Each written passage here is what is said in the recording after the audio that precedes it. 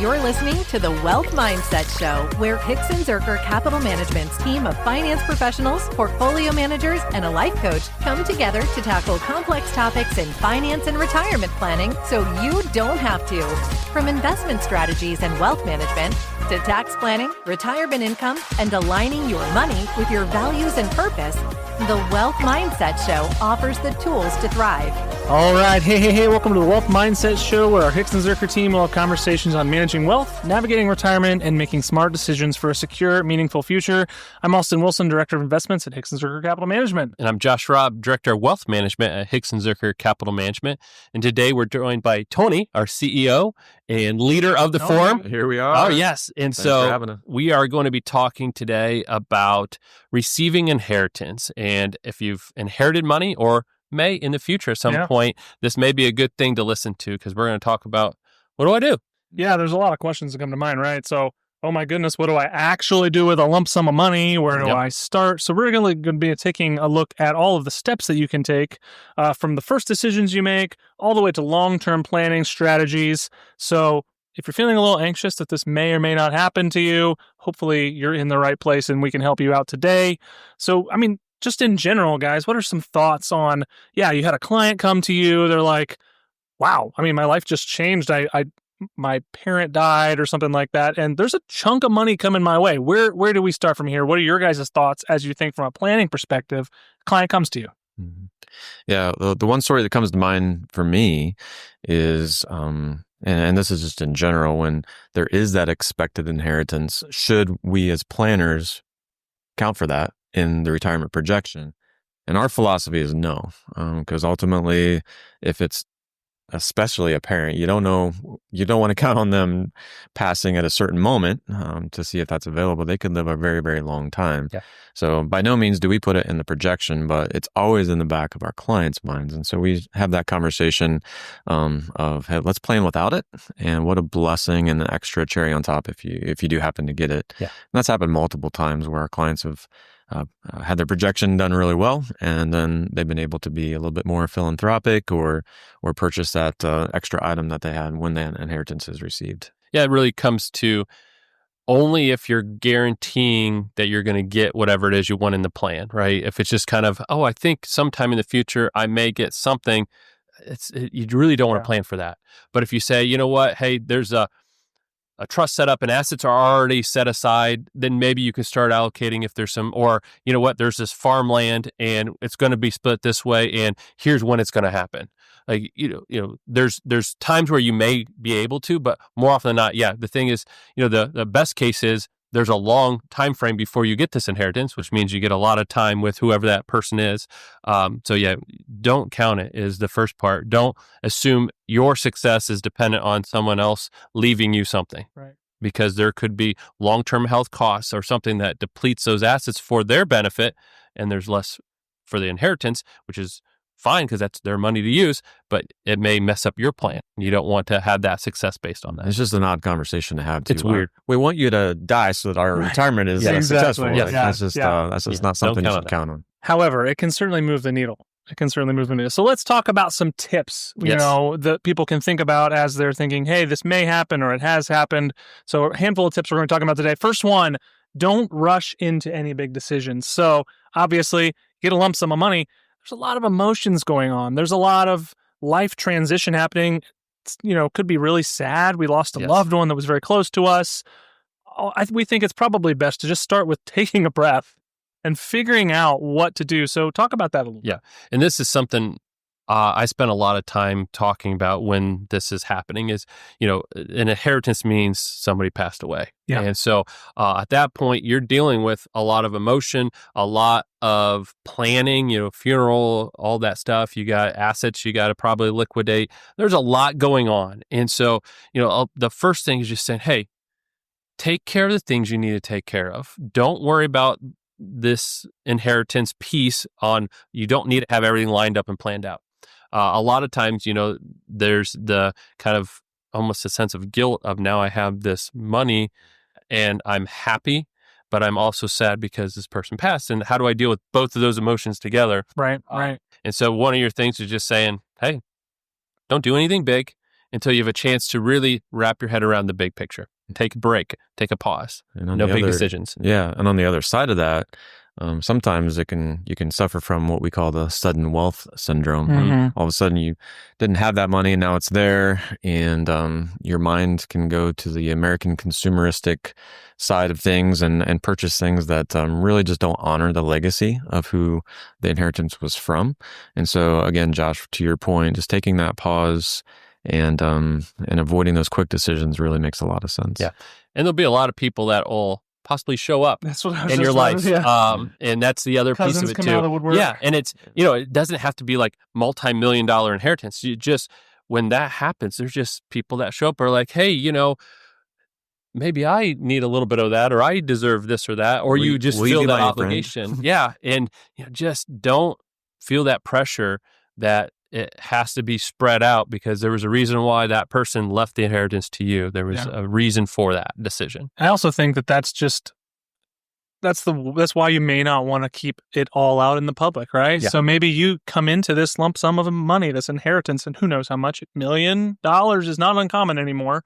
And you may just keep that to yourself and maybe make your life look the same way it does, and be a little bit more discreet about that to avoid that happening. So our advice here is, take 1, 2, 3 months, some sort of a window where you just go, I need to digest what happened. I got a lot of emotions going on right now.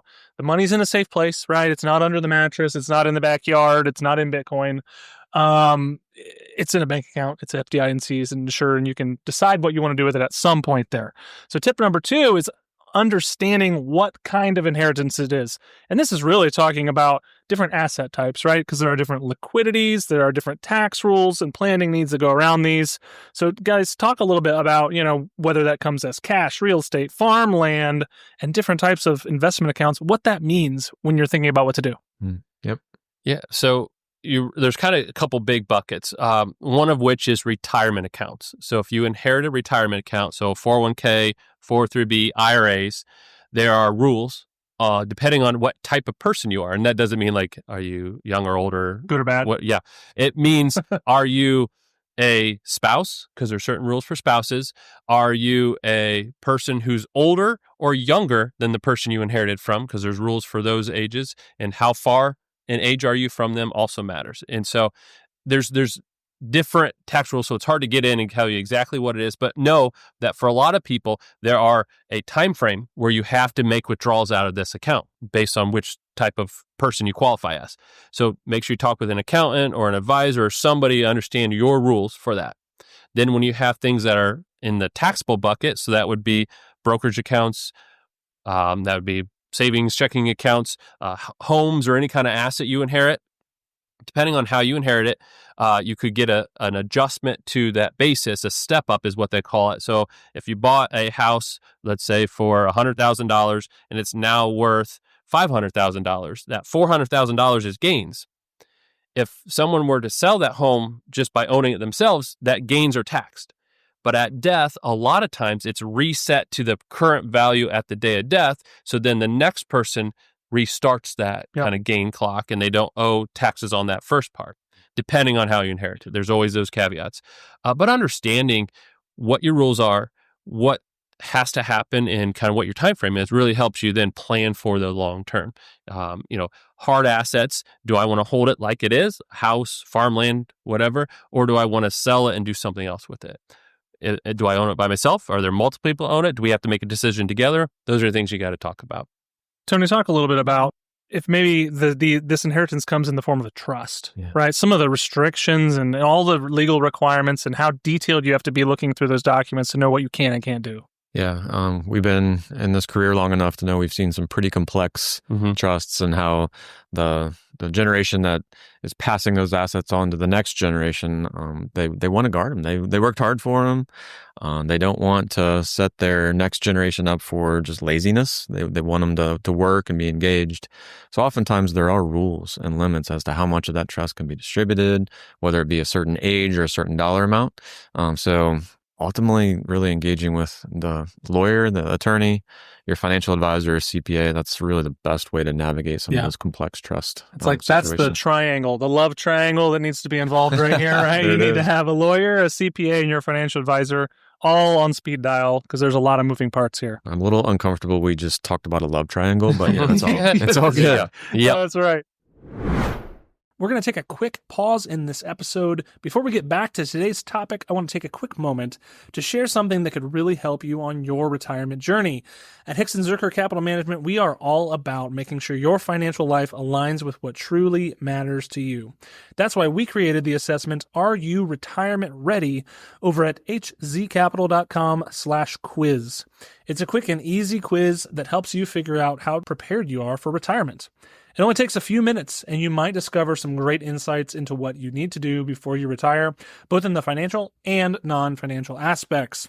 So if you're curious about how ready you are to embrace this new phase, head on over to the website and check it out. Again, that's hzcapital.com/quiz. Now let's jump back into our conversation. So that brings us to our next point, which is setting goals really before you even start spending. So taking a step back and saying, what do I want this money to achieve? So what are your thoughts on what kind of impact you want to make with this money, or how can you make this inheritance meaningful? Yeah. One of the things I think about, and we talk about this in other podcasts, is the bucket strategy, having short-term, mid-term, and long-term goals. Now, you could do the same thing with inheritance to say, are there some things I want to do now with some of this money? And then do I want set some aside for future goals? And that's okay to have different buckets for that. So you may say, hey, I got some inheritance. After I had some time to think about it, I want to pay off some debt. I want to use some of this money to kind of free up my cash flow, get my debt situation in a better spot. But I'm also going to take some of it and set it aside for retirement or for me down the road. So like having some kind of different buckets is a great way to say, okay, of all this that I got, I'm going to look at some of these as different things along the way. Yeah, and I think it's important to be self-focused. I mean, whoever you're getting this inheritance from likely did want you to have some financial freedom and security, but it's also good to think through, well, what was important to that generation, who you're inheriting it from. Is there some sort of charitable organization or education fund, or what legacy would you want to leave on their behalf? Because ultimately they're the ones who likely earned it and stewarded it to the point where they're now passing it on to you.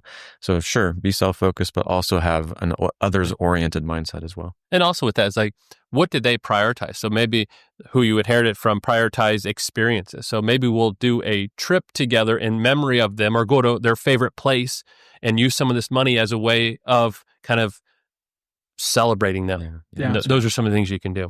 And this is a great opportunity to involve your spouse as you're planning these goals, because you're not the only one that's involved in getting this money, right? So you guys are a team, plan together. What's important to you all? They probably knew whoever left you that money very well for a very long time. So just make sure you're on the same page there. And that leads us to the next point, which is investing that money with a purpose. So really, you know what you want to do with it. How are you going to do that with that money? And you really get about one chance to put this money to work correctly, to do what you need it to do. So talk about how, putting this money to work can be done now that you kind of have some goals. Yeah, it comes back to what Tony said was, once you know for sure that this is actually happening, and that's a good time to reevaluate your retirement plan, your financial picture, to say, okay, now that there's a new change, what all has shifted? What do I need to do to make sure I'm either on track still, or can I readjust my goals and do more or something different? So yeah, definitely just stepping back and saying, okay, here's where I was heading. This is what I was trying to accomplish. Now the picture has changed. Where am I at? Where am I going? Yeah, I think too, it's important to, you can suffer from really two ways. The first way is, well, it wasn't my money. And so it's like you're playing with house money, and you get very aggressive with it, or invest in things that really don't make prudent sense. And then the other side of that equation is, it's not your money, I don't want to lose it. And so you get so far into preserving sit on cash, that inflation eats away at it, and it doesn't really serve the purpose in which the inheritance was meant to. Yeah. And always be aware, if you get especially a large sum, if you invest it and it continues to grow, that can increase your taxes. Because although inheriting is not usually a taxable event because the estate pays those taxes, once you have those assets, they can start generating tax for you in the future. So understand what that'll do to your overall tax picture as well. And of course, depending on how you received the assets, whether it's appreciated stock or not, and if you get a step up or not, you can do a lot of amazing charitable things, donor advised funds, QCDs, whatever you want to do over time that can ultimately reduce tax burdens and ultimately help that money go further and your tax rate be less. So yeah, I guess as a matter of wrapping up that particular portion, you're not probably going to be focusing on growing this money like gangbusters forever because it's money that you weren't counting on, your plan probably wasn't counting on. So you want to have a component of capital appreciation, but also a component of long-term growth built in there as well. And that's how that money is going to last, hopefully, a long time. Yep. Or if you're just trying to decide what to do, just keeping it in something safe, like you said, is, I've had so many people say, well, let's just leave it until I decide, right? And that's a investment decision, but it doesn't have to be your permanent one. You could just use that as a temporary one to then get to your final allocation. And that leads us to our last point, which is avoiding common mistakes, because there are a lot of ways people go wrong. They inherit a lot of money here. Some of those things, like Tony mentioned earlier, this is money you weren't counting on, you can blow it. Yeah. That's something people do, and a lot that's a lot more often than we would like. Maybe that's okay if you don't need it or have any plans for it, but ultimately having a plan, we talked about being good. So what are some ways, some common mistakes we can avoid as we're planning ahead here? Yeah, I think it's, to your point, Austin, I think I read a stat, Josh, correct me, generational wealth really runs out at generation 3. Yeah. So this whole overspending thing does seem to be an issue. Other than, having self-control or an advisor on your side, I'm not quite sure how to prevent that. But just knowing or understanding that is a tendency to lifestyle creep or have overspending in your plan, you really got to guard against that. It doesn't seem like that's very honoring of the inheritance if you just choose to blow it. Yeah. And a lot of that comes from, as they look back on some of that, historically speaking, is that first generation earned it, worked hard for it, so they have appreciation for it. That second generation watched their parents work hard and earn it, so they have a appreciation for the effort to get there. That third generation did not see that effort. They saw their parents reap the benefits of the inheritance, but never the hard work to get there. And that's where you see then that kind of disappearance of the inheritance along the way. And so you're right. There's the sense of educating and passing along the why helps a lot. Trusts help in that they can protect those assets somewhat along the way up to a point.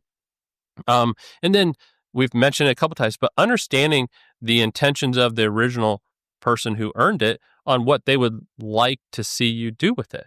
Yeah. Sometimes it is the sense of freeing that they wanted me to enjoy this money, and I am being so concerned about losing it that I'm not even appreciating what they wanted me to have this for. Like, it's not a benefit to me at this point. I'm more stressed about messing it up. So understanding kind of where the mindset was, how that works. And then the last one is, now that I've received inheritance, what does my estate plan look like? Yep. Because now I have more assets. Do I create the right estate plan? Do I have the right beneficiaries? Am I titling them correctly?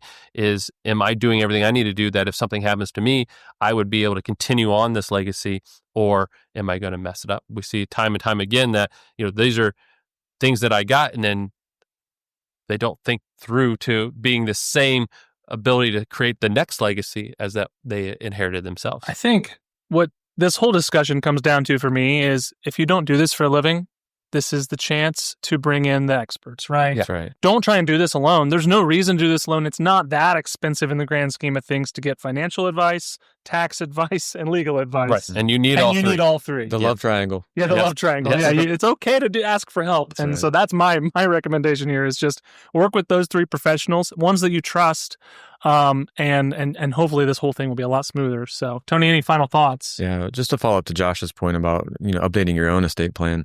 Sometimes when parents do pass, the next generation, like us, we're older, and so now you got spouses and a more complex family to worry about, and perhaps the spouse may not be as wise of steward as the child themselves, or it just gets more and more complex. So what Josh's recommendation is no joke. If you receive a large inheritance, updating your own estate plan is super important, and getting that love triangle involved is the right thing to do. All three of them. All three of them. Well, thank you for listening. Thanks, Tony, for joining Josh and I today. If you found value in our conversation, don't forget to subscribe to the Wealth Mindset Show on your favorite podcast player so you don't miss any episodes. It's out every couple weeks, and we hope you can do that for us. If you want to see more resources, visit the wealthmindsetshow.com, and you can download our free guide, The 8 Timeless Principles of Investing, from that, which is a really great resource we can offer you there.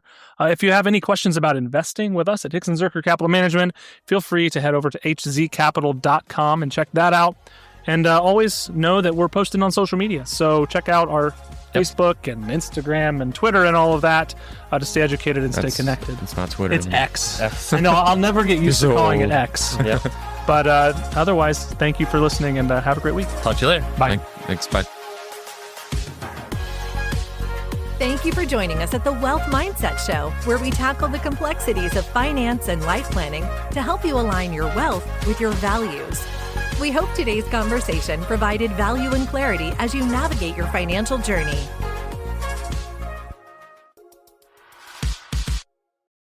Your hosts work for Hickson Zerker Capital Management, and all opinions expressed by them or any podcast guest are solely their own and do not reflect the opinions of Hickson Zerker Capital Management.